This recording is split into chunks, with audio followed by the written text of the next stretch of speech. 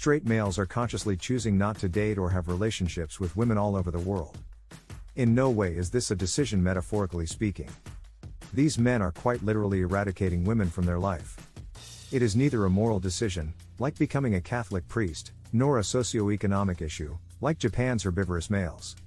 It is more of an ideological celibacy that transcends both religious and geographic boundaries. The fundamental cause of this is the gradual march toward gender equality. Men going their own way, often known as MGTOW, pronounced MGTOW, is a group of people who have a significant issue with feminism. They believe that the feminist movement has almost destroyed our society and that dating is pointless since women have been socialized to destroy men's lives. They constantly seem to run across one-dimensional women who are only out to swindle them out of their hard-earned money and burden them with unrelated children. They are afraid of the widespread bogus rape charges, which are also untrue. At first look, it's simple to throw MGTOW in with conventional men's rights activists, MRAs, who likewise hold the false belief that male oppression is the true source of oppression, and that female suffering is a hoax. The two groups have quite different strategies for ensuring that those cunning ladies don't use any of their cunning ploys. Members of MGTOW prioritize their survival over everything else, in contrast to MRAs who are out to solve the issue by action and advocacy. As a result, the bulk of the community appears to have decided to withdraw. They've had enough and are packing their bags with their balls. When I was covering Edmonton, Alberta's slut walk earlier this year, I first learned about this tale. A young Canadian man wearing a superhero/cheerleader outfit and bearing the words MGTOW over his chest was opposing the event. The phrases "women are engineered to wreck men's life" and "feminism is a shelter for women's sexual failure" were written on placards he was holding. Men going their own way has a few rules that are different from MRAs, one of which is that women are not permitted in the group. In addition, the organization frequently uses anti-big government rhetoric, but to be honest, it isn't the most shocking thing in the world. A MGTOW cannot just declare themselves to be one. Stages are present. Several MGTOWs have suggested that community members use something dubbed the 4 levels of MGTOW to chart their progress. Situational awareness level 0, the participant has taken the red pill and accepted the notion that gender equality is a myth and a piece of propaganda. Level 1, rejection of long-term relationships, the male will still engage in short-term engagements and sexual experiences but will reject long-term relationships.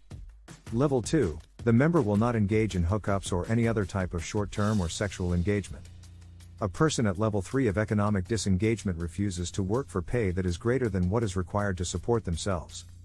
He sees the government as oppressive and is actively seeking to rob the bureaucrats of their funds. Level 4, social disengagement, is the highest level to which a mainstream MGTOW may progress. In this case, the guy rejects interacting with society. Most members appear to hover between the second and third levels, and very few will ever reach level 4. But even if they don't go all in, most members will find themselves isolated from the majority of unneeded interactions with women, and in extreme situations, they may even alienate themselves from their friends and family. Most MGTOWs will not engage in either long or short-term relationships in any capacity. They promote engaging in useful endeavors, work, I suppose, with their life and find a connection and brotherhood. However, there is a problem: you cannot just turn off your sexual urge. No matter how hard you work at carpentry and hang around with your pals, a libido just can't be satiated. How then do MGTOWs remove their rocks? Their primary discussion platform is MGTOW.com, where a variety of strategies are explored. Some men seek one-night encounters as a solution, while others just engage in masturbation, and still, others frequently go see sex workers. On the forums, the cliché "you don't pay for the sex, you pay them to go" is a very common, and disgusting, viewpoint. One user said, "For me, it's escorts or playing the dating game. I'm not spending my time playing the dating game, and at this moment, I'm not interested in living a celibate existence." Celibacy, sometimes known as men going monk, is another alternative frequently brought up on the forum, particularly by the devout who choose to live independently. Being MGTOW presents a little dilemma for those who practice extreme religion. You are effectively up a virgin's creek without a paddle, since you cannot have sex outside of marriage and you have pledged never to get married. Not only the devout can become monks, some men have also persuaded themselves to live chaste lives because they cannot have sex without love yet can never love a woman. Try to refrain from giving it too much thought as a favor to yourself. Like men's rights activists, some MGTOW supporters joined the community for purely spiteful motives, but some also ended themselves there as a result of trying circumstances. Some people have lost their children in custody disputes, while others have had their lives destroyed by divorce. Some of these guys attribute their decision not to commit suicide to the sense of brotherhood they experience inside MGTOW. But the majority of it is rather unusual. Many MRAs and MGTOW have adopted the moniker Red Pillars for themselves. It is derived from the scene in The Matrix where Morpheus presents Neo with a red and blue tablet. Morpheus instructs the Chosen One, "You swallow the red pill, you remain in Wonderland, and I show you how deep the rabbit hole goes." They consider themselves as Neo in what they perceive to be a broken system. Messiah complex, maybe, aside, they are the only ones in their eyes who have a clear understanding of reality. The female agenda has blinded everyone but themselves and their fellow men, who are either goddamn blue pills or, my personal favorite, manginas. Any significant parallels between MRAs and MGTOW disappear once you get past the fundamental anti-feminist/blue pill rhetoric. Their behavior is different. An MGTOW's rage is silent and simmering, in contrast to the MRA's victim complex, which manifests itself as loud and screechy wrath. Speaking with the founder of MGTOW.com, he noted that the organization prefers to fight fire with water as opposed to MRAs who want to fight fire with fire. According to Oz, a founder of MGTOW.com, men's rights advocacy is a movement, gay rights is a movement, and feminism is a movement, on behalf of himself and the website, not the movement as a whole. Those things survive, and their survival depends on amassing an army of people and getting them to all agree on a single objective. They hold parades or other events to bring people together. Nothing like this exists, said he. It's crucial that we draw that distinction. The manosphere, the word for the larger community, has different ways of treating its members depending on whether they have success or failure with women. Mega Chris, a member of the MGTOW community, described how MGTOW.com differed from other websites while he was determining where to spend his time and who is to blame. While both sites told him it was just because she wasn't interested in him, he added, "This article told me it's because women are dishonest and would lie to get out of anything just because that's their nature.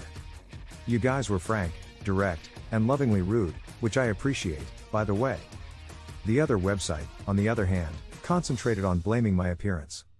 There is hostility between the two MRAs since MGTOW's notion of purging its membership didn't sit well with them. Pickup artists, however, are still another set of guys who consider them to be a lower-class trend. Men who have chosen to stop pursuing women just don't fit the hyper-masculine pickup culture. An article on the PUA website Return of Kings refers to MGTOW as the growing religion of male loserdom and further denigrates the group. According to the article's author, Matt Forney, MGTOW has turned into a lonely hearts club for the rejects of the male species. Most virgins going their own way are not only personally repulsive losers, but their philosophy is also flawed. The serpent from the manosphere has begun to consume itself. The origins of the MGTOW community are unknown, although it is most probable that Solaris and Ragnar, two individuals who go by those online names, founded it in the middle or at the beginning of the 2000s. An MGTOW manifesto was written a little over 10 years ago. The definition provided by MGTOW.com at the moment is in sharp contradiction to this initial declaration. The purpose is to teach, masculinity in males, femininity in women, and work for limited government, it states at the outset. Before stating that women must first lose their male characteristics for men to be manly.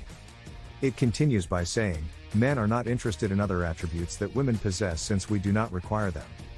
Women will have to pay a price in femininity to enjoy men's masculinity. The movement has now become extremely popular in westernized English-speaking nations including the US, Canada, Australia, and the UK. MGTOW.com claims that Toronto is the heart of men going their way since Canada's capital is the worst city in the world if you are a male. The community has discreetly operated outside the public's radar for some time, receiving publicity solely through Alex Jones's website InfoWars and the right-wing newspaper Breitbart, which called the movement the Sexodus.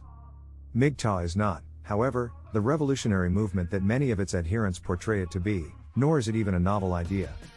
Similar movements have emerged as a kind of reaction throughout history wherever feminism has achieved success.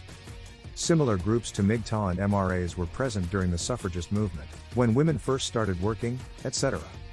The mythopoetic men's movement emerged in the 1980s and 1990s as a reaction to the second wave of feminism.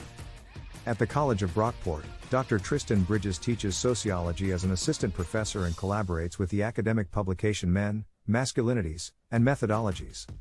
The focus of Bridges' writing on gender issues is masculinity in particular. I asked him to provide a scholar's perspective on the history of MGTOW and other groups. When we examine the historical record, it becomes clear, according to Bridges, that men become enraged and want to discuss and alter masculinity only when there has been some type of transition in femininity. Historians would say something big has happened concerning gender inequity when these types of things come up, that males are experiencing their position of privilege as being challenged. And there is a societal reaction that takes place once that happens, the author said.